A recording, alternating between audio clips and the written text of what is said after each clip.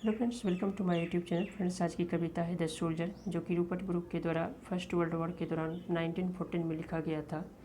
Rupert Brooke के द्वारा लिखी गई सभी सोनेट्स में से सबसे अच्छी और सुंदर सोनेट द सोल्जर ही है। उन्हें वॉर पोइट के तौर पर भी याद किया जाता है। द सोल्जर एक वॉर सोनेट है। 14 लाइन्स में लिखी जाने वाली पोएम को सोनेट कहते हैं। इस पोएम में पोएट ने अपना प्यार अपने देश के प्रति यानी कि इंग्लैंड के प्रति एक्सप्रेस किए हैं। वो एक इंग्लिश सोल्जर थे जो कि अपने कंट्री के लिए किसी दूसरे कंट्री गए हैं युद्ध लड़ने के लिए। वो कहते हैं कि यदि वो अपने कंट्री के लिए लड़ते लड़ते मर जाते हैं किसी विदेशी ज़मीन पर, तो उसके शरीर को किसी फॉरेन फील्ड में किसी विदेशी धरती में दफनाया जाएगा और वह ज़मीन का हिस्सा हमेशा के लिए इंग्लैंड का हो जाएगा, क्योंकि उस ज़मीन में उसका शरीर दफन है। कविता सोल्जर के वॉर के प्रति क्या नज़रिया होता है और युद्ध में मरना कैसा होता है, इस चीज़ को दिखाया गया है। चलिए शुरू करते हैं इस कविता के lines. If I should die think only this of me, यदि मैं युद्ध में मारा जाऊँ तो मेरे बारे में सोचना। That there is some corner of a foreign field that is for ever England, कि विदेशी ज़मीन का कोई हिस्सा है जो हमेशा इंग्लैंड का हो जाएगा। There shall be in that rich earth rich dust concealed, क्योंकि उस ज़मीन में उसके शरीर को दफनाया जाएगा। यहाँ पे रिचर डस्ट वो अपने शरीर को बताए हैं जो कि उस ग्राउंड से उस ज़मीन से धनी है, क्योंकि वो एक इंग्लिश सोल्जर है। वह ज़मीन धनी हो जाएगा क्योंकि उसके बॉडी को उसमें दफनाया जाएगा। और dust whom England bore shaped made aware, England ने मुझे जन्म दिया, यहाँ मैं पला बढ़ा, यहाँ चेतनाशील हुआ, मुझे अच्छे बुरे का ख्याल हुआ। Gave her once flowers to love her ways to roam, फूलों को मैंने प्यार किया।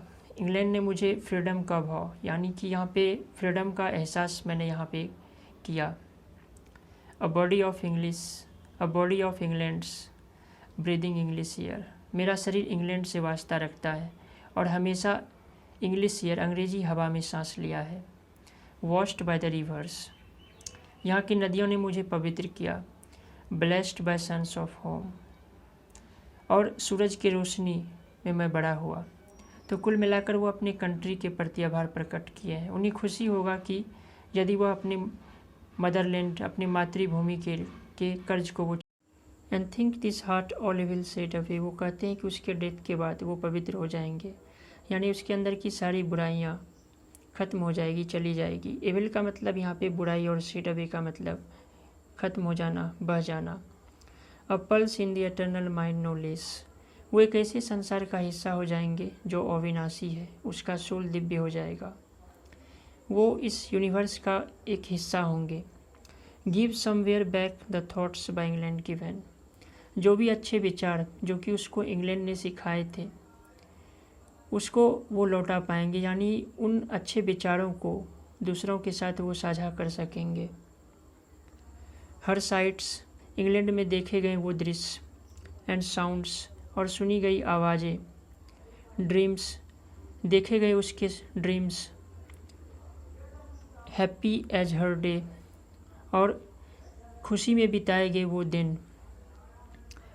एंड लाफ्टर, और वो हंसी मजाक। लर्नट ऑफ फ्रेंड्स, दोस्तों से मिली सीखे। एंड जेंटलनेस, और वह नेकीपन, वह सज्जनता।